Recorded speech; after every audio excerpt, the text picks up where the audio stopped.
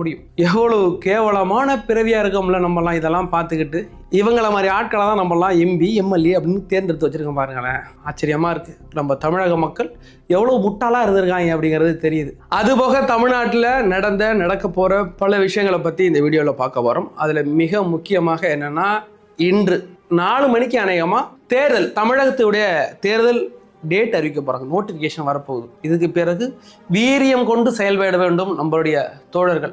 ஏன்னா ஒரு மனுஷன் எல்லாத்தையும் விட்டுட்டு மக்களுக்காக வந்திருக்கிறார். அதுதான் உண்மை. யார் என்ன பொருளை பேசுகிறாலும் நம்ம அண்ணனை பற்றி நமக்கு தெரியாதா அப்படின்னு நீங்கள் நினச்சிட்டு இருப்பீங்க. உங்கள் அண்ணன் எல்லாத்தையும் விட்டுட்டு உங்களுக்காக வந்தார்ல. இன்னும் ஒரு 2 மாதத்துக்குள்ளே எலெக்ஷன் வந்துச்சுன்னா நீங்கள் எல்லாத்தையும் விட்டுட்டு உங்கள் அண்ணனுக்காக முழு மூச்சாக நீங்கள் செயல்படணும். உங்கள் அண்ணன் உங்களுக்காக வந்திருக்கிறார், எல்லாத்தையும் விட்டுட்டு.